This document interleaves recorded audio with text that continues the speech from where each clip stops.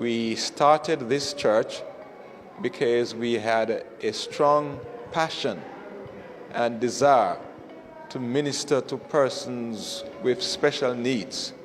And so shortly after the launch of our special needs ministry, we saw the need to start a church here in Portmore because we were told that the community of Portmore has more deaf persons in Jamaica than anywhere else. We started 5 years now, and this is the first deaf Seventh-day Adventist church in the entire Inter-American division. So it's a new paradigm shift. We are looking forward to start another one not too long from now, hopefully in the second city. Because what we have discovered that folks who are deaf, they tend to live mostly in the cities where they can find opportunities for education.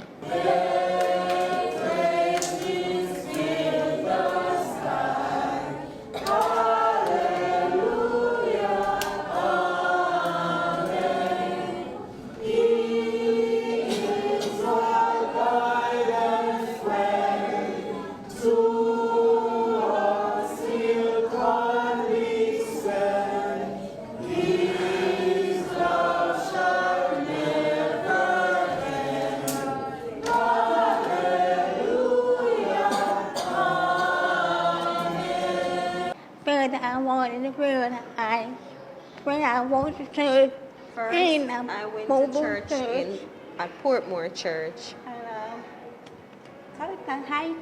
It was at Ascot High School. When I was there, I didn't hear anything, and there was nobody there to tell me what to interpret for me. When Pastor Morgan, he invited me here. When he met me, he asked me questions. He wanted me to join this church. When I came here, at my first time, it was very interesting. And then I've been coming here almost 2 years at this church. From last year when I got baptized and I became a member. It's wonderful here. I meet a lot of deaf and hearing as well. Practically, they basically name the things. They feel offended in their culture if you do otherwise, so they name it the deaf church. And so a person will ask me from time to time, but the church is not deaf, why we call it deaf? They want it as deaf church. Presently, on record, we have 75. At an average, we have about 35, 40 on a Sabbath. All that I'm sharing with you doesn't necessarily mean they are all baptized members, but when we look at those who are baptized, we're looking at about 30 persons who are baptized. We learn as we go along, but one of the things that we have to do is to love the people. You love them, you win their confidence, and you don't just do it because you want them to gain them, but you're doing it out of a genuine heart. It requires patience, it requires skill, and it requires time, and it requires a love and passion for the ministry. In fact, just the membership here, we have to go by their homes, pick them up on the Sabbath mornings, take them here to church. It's one with a difference. It's not like the regular church, you ask members to come to church.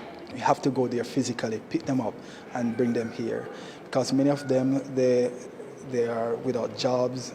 The education level is not like what we have. Their learning curve is a little bit different from the persons who are hearing.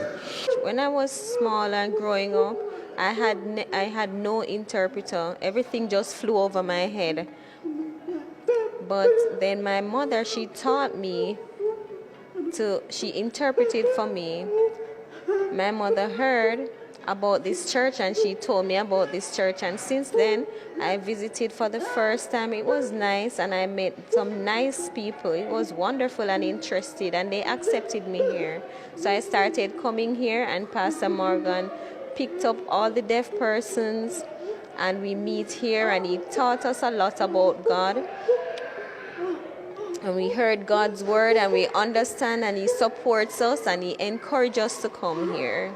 Currently, we have engaged the different services, Jamaica Association for the Deaf, and through the government, we have also initiated the partnership that the government has in terms of work programs for the deaf folks, and we have already placed some of them through Jamaica Association for the Deaf, and with the government services, some of them have gained employment.